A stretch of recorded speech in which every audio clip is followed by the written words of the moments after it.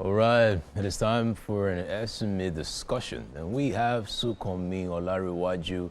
Is an Innkeeper Talent Accelerator, is a Nigerian-based talent development organization committed to closing the talent gap across Africa. Now, since the inception in 2021, Innkeeper has trained over 1,000 young people in high-demand fields such as data science, cybersecurity, products management, and software development. We're super happy to have you here in the studio with us. How are you doing? Thank you. Good morning.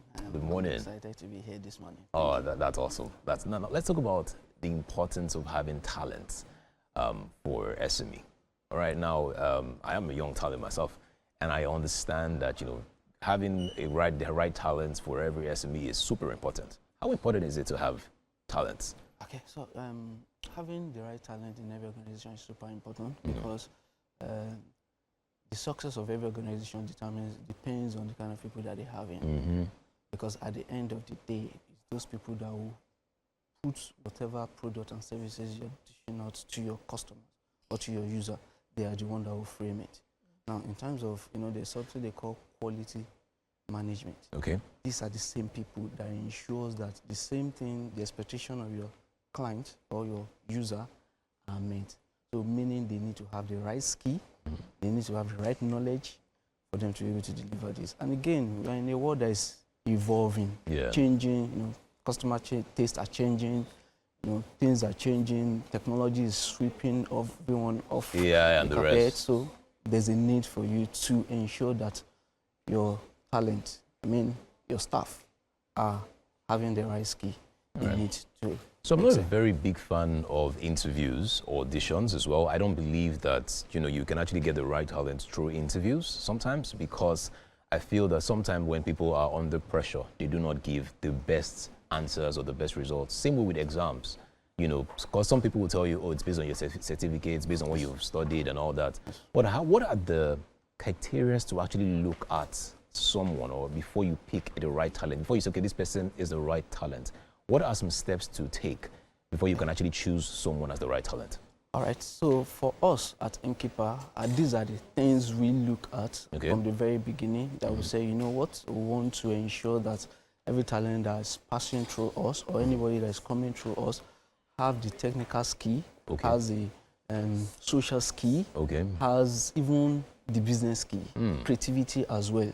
So that at the end of the day, what you're getting is a vetted talent that can deliver on jobs. And how do we do it? We don't just look at their skills alone. It shows in their portfolio what they've done over time. Like, people will tell you examination is not the true test of knowledge, like you just mentioned. And that's why you want to see what the person has done over time. Under intense condition, maybe like an hackathon, which we organize and say, give them a timeline. Oh, you're supposed to give them a problem, come up with a solution in this space of time, and we see what they do. And the one they're able to do without pressure, without time frame. And so those are things we look at and we say, okay, you know what, this talent can excel in this atmosphere or in this organization. And again, getting to know the demand of the organization. What do they really need? They call it job analysis. What are the rules? What do you want in a talent? All right. So you talk a lot about experience, making sure talents, have the experience. Now, my worry sometimes is that you go for an interview or you're trying to get a job and you hear or you see in the write-up or the brief, and we're looking for someone that has 10 years experience, 15 years experience. And the question is, how do you then get talent or fresh talent or people who have the zeal and the drive to actually do great in that field without experience? How do you actually spot those people? Because you would agree with me that it's not everybody that have the experience, that are actually very good. So how do you sieve through that process? Okay, so one thing we've done too at Innkeeper is to ensure that our trainings are not just training them alone, it's hands-on. So we call something apprenticeship model with our training, whereby as you're training them, they're equally having opportunity to work on live projects. Because we know that a good number of these people don't have experience. And there's possibility that even what they study in school is different from what the market actually wants. So, and it's not about what they study in school, it's about the needs of the market. And that's why you see that we're working closely with MSMEs, organizations, to know what's their needs. it's from those needs that we use in training them, and even the update from the market to know that, okay, this is what to train them on. So by the time we train them using the apprenticeship model approach, and they are done, they're going for internship. By the time you're done with internship, you can see that this talent can now pick an entry level role. Yeah. In fact, we've had testimonies whereby talent went for an interview for an entry level role and it was given the next level. Wow. Because the person was able to impress them. And this accounted for 80% placement rate of every talent that's come through us. So these are things we look at to be able to ensure that we deliver value to the MSME and also deliver value to the talent. All right, now you've trained over 1,000 people. All right, now with your experience, if you were to advise a young aspiring talent out there, what are some skills every young talent should have? Very critical, soft skill. Okay. Yeah, and when you mean soft skill, what do you mean, just to be sure? Soft skill, collaboration, being able to work with people in a team. That's one. Then two, it's creativity and innovation. Being able to take initiative. Like I mentioned earlier, we are in a place that is evolving. You know, people have little attention to, nobody has a whole lot of time for you. Exactly. So you must be somebody that is able to pick up things quickly and be different. Yeah. So you must have initiative skill. Okay. Now, these are different from your technical skill. The technical skill is something you can learn. And these are things too, you know, you must be able to, you know, work in an organization without complaint. You must be somebody that is willing to deliver value, regardless of what the price is. Because those are things that add value to every organization. So that by the time you have those skills, you become a sought-after talent, not just a talent that has just the technical skills alone. Because we know. For instance, in the space I play, they will tell you a good number of tech talent are rude or proud. Yes, I was going to talk about stuff like rude and how do you handle. Tell them that, you know what, you must have 50%, your soft skills should be 50%. While your technical skill, if it's around that, but don't let your technical skill be 100% and your soft skill, because you're going to interact with people. Yes, especially exactly with communication as well. You should be able to communicate, especially how you feel. Every organization you get into, that you are interacting with people directly or indirectly, you're going to interact with staff, you're going to interact with customers, you're going to interact with stakeholders, and you must be able to manage these people. So people management skills, those are valuable skills that we believe that, we incorporate into our training. So just to mention too, when they come in for our training, you're not just coming to learn the technical skill alone. You're coming to learn the soft skill. You're coming to learn business skill, business acumen, in such a way that when you get into an organization, you ask the question, what adds to the bottom line? How do we make money? Regardless of your role. So having that mindset lets you know that at the end of the day, one of the ways to make money is to satisfy customer, meet their expectation. All right. Allow me to ask you this one. So I have a friend who told me that she doesn't have any talent, she doesn't have any skill. And to be honest, what we did was that we sat down together and we had a list. I went online to just get a list of skills. Or do you know how to plait hair? She said no. Do you know how to cook? She said no. Do you know how to write? She said no. So we just kept, striking out every single thing. And at the end of the day, we realized that actually this lady doesn't have any skill. That's what she said.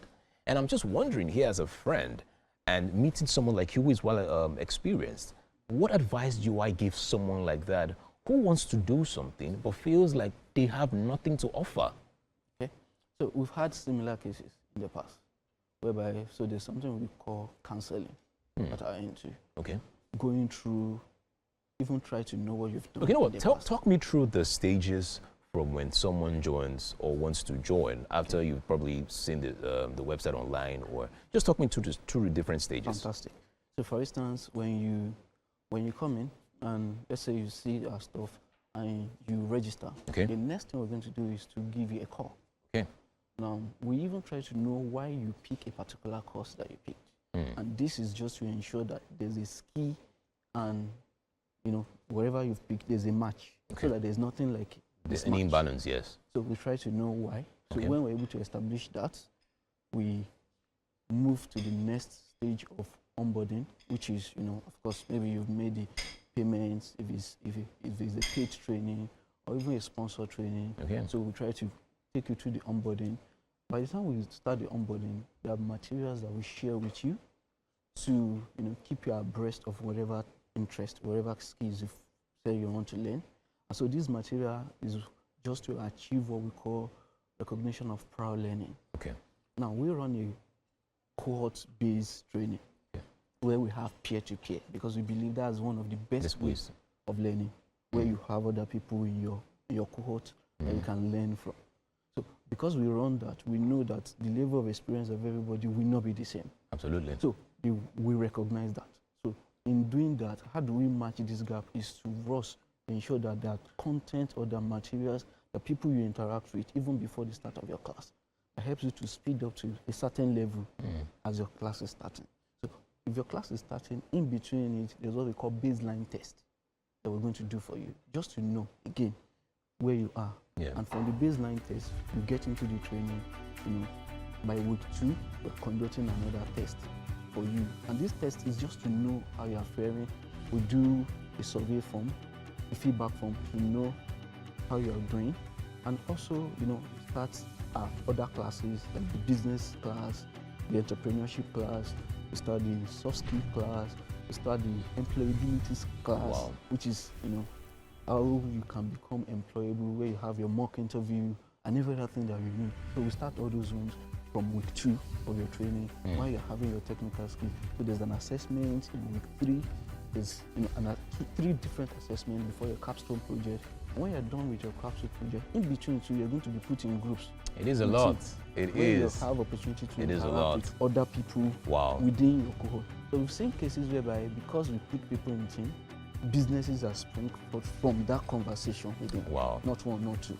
All right, you know what I would do? I would just allow people who are interested, because I'm sure there's so many people at home right now that want to learn, they want to know more.